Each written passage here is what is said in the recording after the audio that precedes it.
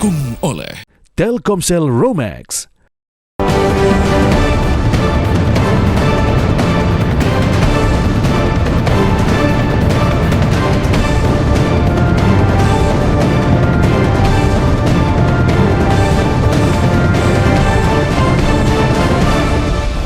Selamat malam pemirsa, kembali lagi di catatan akhir tahun, beragam peristiwa sepanjang tahun 2025 bersama saya Nadila Saleh. Di episode terakhir malam hari ini, catatan akhir tahun akan menyajikan kepada Anda peristiwa bencana yang terjadi dan menjadi duka bagi bangsa Indonesia. Bencana banjir bandang dan tanah longsor yang terjadi di beberapa wilayah di Pulau Sumatera, serta bencana erupsi Gunung Merapi di Semeru. Masyarakat di 3 provinsi yang berada di pulau paling barat Nusantara, Provinsi Nangro Aceh Darussalam, Provinsi Sumatera Utara dan Sumatera Barat harus berjibaku sejak akhir November 2025. Tidak hanya bertahan hidup saat musibah datang, tetapi juga selama pasca bencana hingga hari ini. Kondisi cuaca ekstrim yang dipicu dinamika atmosfer dan ditambah dengan kerusakan ekologis sebagai akibat perilaku manusia yang berlangsung secara sistematis sejak lama menjadi 2 faktor penyebab musibah yang menelan korban jiwa ribuan orang ini terjadi. Selengkapnya dalam catatan akhir tahun 2025, duka dari Sumatera di penghujung tahun.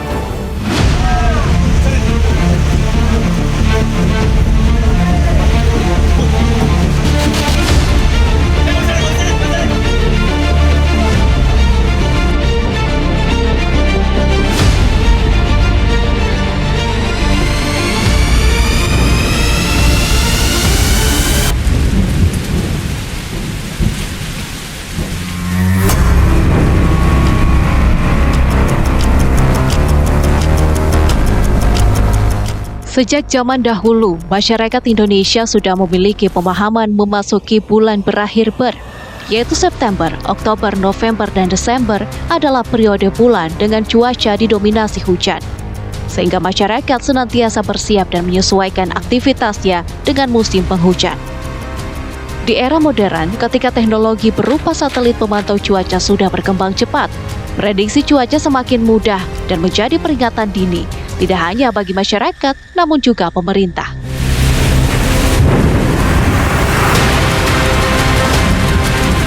Itulah yang terjadi pada Jumat 21 November 2025, ketika Badan Meteorologi, Klimatologi dan Geofisika atau BMKG menyampaikan peringatan dini terkait siklon Senyar.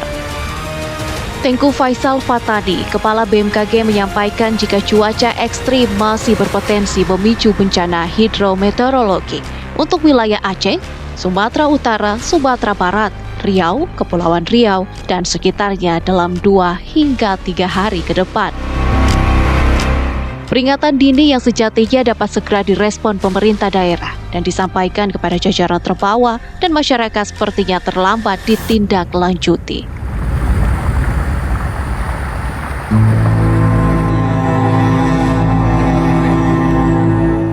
Hujan dengan intensitas sedang hingga lebat melanda Kabupaten Aceh Utara dan menyebabkan banjir.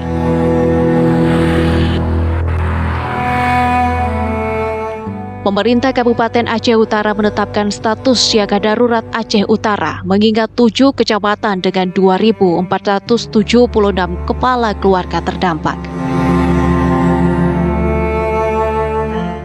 Hujan intensitas tinggi juga melanda sejumlah wilayah di Aceh, Sumatera Utara, dan Sumatera Barat. BMKG memantau fenomena tak biasa dengan garis khatulistiwa berupa terbentuknya bibit siklon tropis 95B. Bibit siklon ini kemudian menguat menjadi siklon tropis Senyar. Akibatnya mudah ditebak. Volume air yang meningkat menyebabkan banjir dan merendam 53 kabupaten kota di 3 provinsi. Adapun siklon tropis Senyar ini memberikan dampak langsung terhadap kondisi cuaca ekstrim dan gelombang di wilayah Indonesia, yaitu yang sangat penting dan perlu kita catat bersama. Yang pertama adalah terjadi hujan dengan intensitas sangat lebat hingga ekstrim di wilayah Aceh dan Sumatera Utara. Yang kedua, hujan dengan intensitas sedang hingga lebat di wilayah Sumatera Barat dan Riau.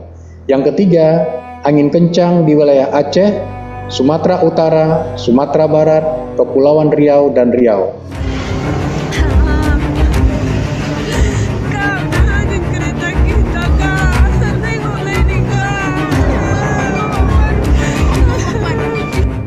Tak hanya banjir, longsor pun terjadi di banyak wilayah ketiga provinsi. Air bah yang datang dengan deras tidak hanya membawa endapan tanah, namun juga ribuan gelondongan kayu yang menghantam beragam benda di jalurnya. Longsor dan gelondongan kayu seakan menjadi bukti kuat jika musibah di Sumatera tidak semata-mata disebabkan bencana hidrometeorologi. Kombinasi antara cuaca ekstrim dan kerusakan ekologi berupa degradasi hutan di wilayah hulu menyebabkan tingkat kehancuran yang sangat besar.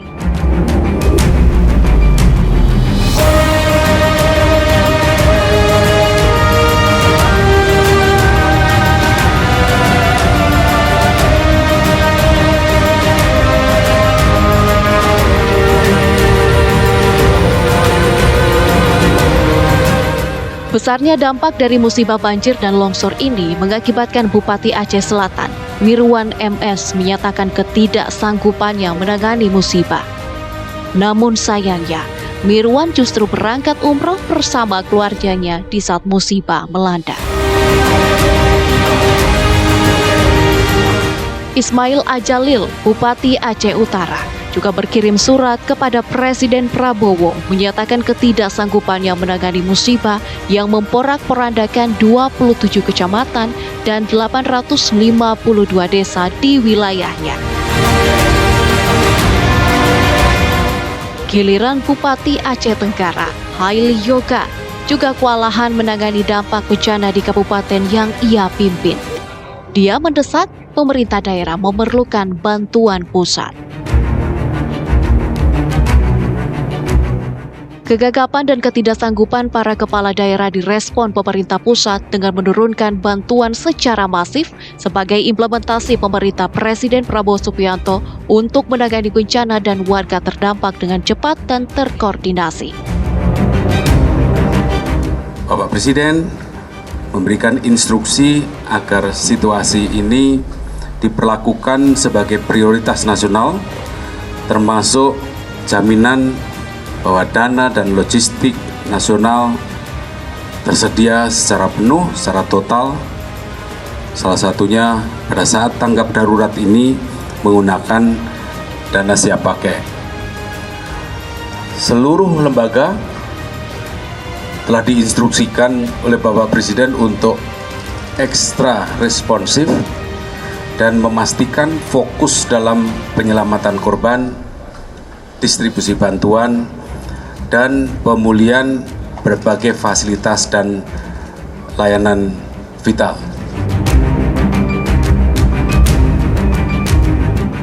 Meski kita ketahui bersama, hingga hari ini pemerintah belum menetapkan bencana di Sumatera sebagai bencana nasional. Namun langkah sejumlah kementerian dan lembaga terkait bencana sudah dilakukan berkoordinasi dengan pemerintah provinsi. Tercatat, baru 3 peristiwa yang ditetapkan sebagai bencana nasional, yaitu gempa dan tsunami Flores di tahun 1992, tsunami Aceh pada tahun 2004, dan pandemi COVID-19 pada tahun 2020 lalu.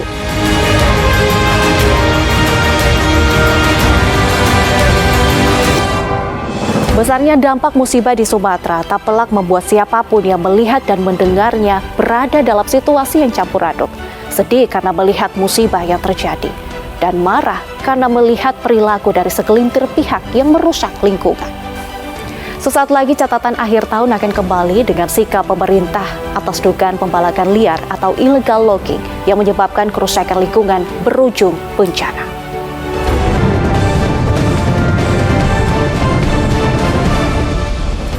Kembali di catatan akhir tahun 2025, bencana banjir bandang dan tanah longsor yang menyapu wilayah Aceh serta beberapa wilayah di Pulau Sumatera pada penghujung tahun ini menjadi peristiwa tragedi ekologis terbesar di tahun 2025.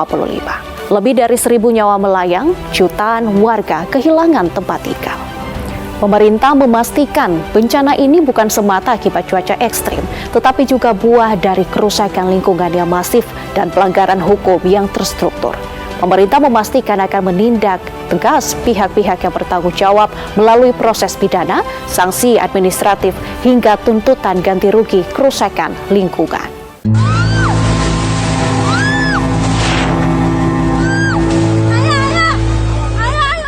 Banjir bandang dan tanah longsor besar yang melanda Aceh, Sumatera Utara, dan Sumatera Barat pada akhir November 2025 mencatatkan sejarah kelam. Curah hujan ekstrim turun dalam intensitas tak lazim.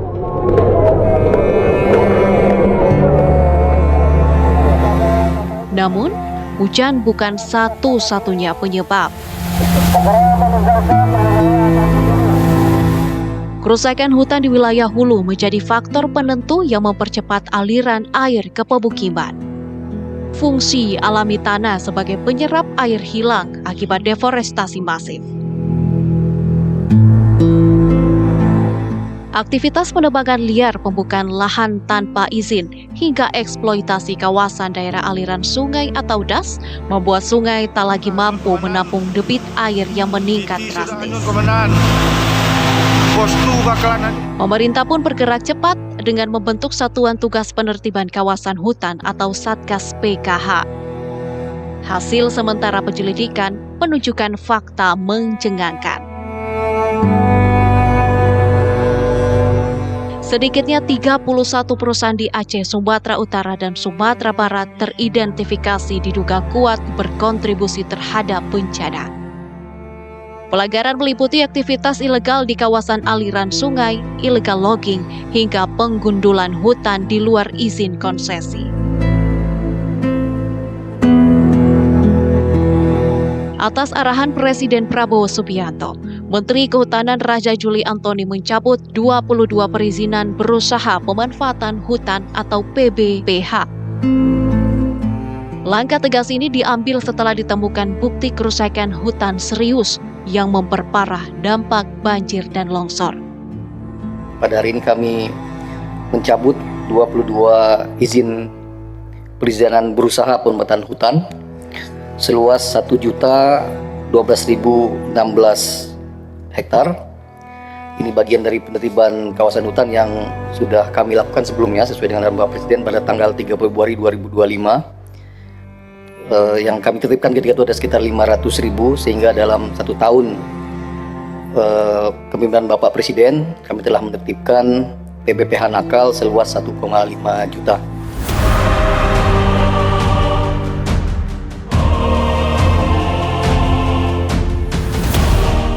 Penyelidikan juga menemukan material kayu gelondongan dalam jumlah besar terseret arus banjir di Aceh Tamiang dan sejumlah wilayah lainnya. Kayu-kayu ini diduga berasal dari aktivitas perambahan hutan di luar izin resmi. Satgas PKH kini memastikan asal-usul kayu tersebut, termasuk kemungkinan keterlibatan jaringan illegal logging yang selama ini luput dari pengawasan. Tak hanya perusahaan kecil, pemerintah juga mengaudit beberapa perusahaan besar pemilik perizinan berusaha pemanfaatan hutan. Jika terbukti berkontribusi terhadap kerusakan lingkungan, izin operasional perusahaan tersebut terancam dicabut total. Saat ini kita sudah menaikkan sidik satu korporasi dan kita sedang mendalami proses yang lain. Kemungkinan ada 2 lagi yang akan kita naikkan. Nanti secara bertahap kita akan terus bekerjasama dengan Kementerian Kehutanan. Namun yang jelas pemeriksaan di lapangan saat ini terus berlanjut. Saya kira itu. Tapi ini belum bisa dipublikasikan mungkin? Ya nanti kalau sudah naik sidik baru kita umumkan.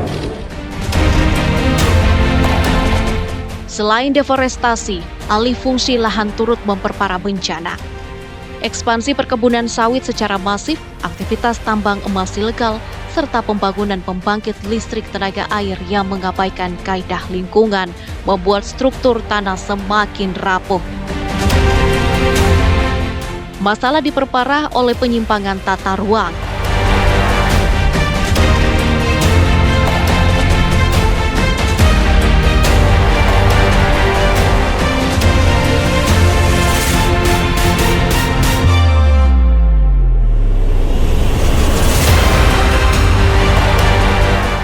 Pemerintah mengimbau masyarakat untuk terus memantau informasi resmi melalui portal BNPB dan peringatan dini BMKG. Namun, lebih dari sekedar respons darurat, tragedi ini menjadi alarm keras tentang harga mahal dari pembiaran kerusakan lingkungan. Bencana di Aceh dan Sumatera 2025 menegaskan satu hal, bahwa kerusakan alam adalah akibat perbuatan tangan manusia itu sendiri. Ketika alam dirusak, yang runtuh bukan hanya hutan, tetapi juga nyawa manusia. Bencana banjir bandang di Sumatera tahun 2025 ini merupakan cerita tentang kelegahan sistemik yang diperparah oleh cuaca ekstrim serta masalah kerusakan lingkungan dan pelanggaran hukum yang terstruktur. Ribuan masyarakat kehilangan nyawanya. Banyak orang yang sampai saat ini belum ditemukan, serta hingga saat ini ada ratusan ribu masyarakat yang belum dapat kembali ke rumah mereka. Penanganan darurat dan pemulihan membutuhkan aksi yang terkoordinasi. Aksi hukum dan tata kelola lingkungan yang lebih ketat adalah kunci agar tragedi seperti ini tidak terulang lagi. Usai jeda pemirsa, catatan akhir tahun 2025 akan kembali dengan peristiwa bencana yang terjadi di wilayah Indonesia lainnya, yaitu erupsi di Gunung Semeru serta longsor di Banjarnegara.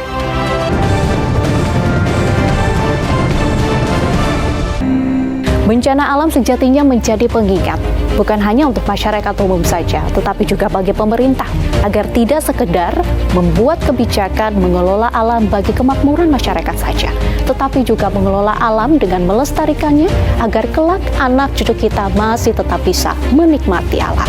Bencana yang terjadi di Pulau Sumatera ini tentu membutuhkan waktu yang lama dan juga dana yang besar dalam hal rekonstruksi dan rehabilitasi, termasuk membangkitkan perekonomian dan geliat kehidupan masyarakat yang terdampak.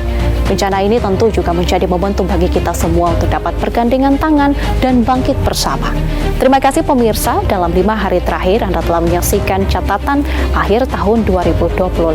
Semoga di tahun 2026 nanti kita dapat menjadi insan yang lebih optimis. Saya Nadila Salim, mewakili segenap kru yang bertugas pamit undur diri. Terima kasih atas perhatian Anda, selamat malam dan sampai jumpa.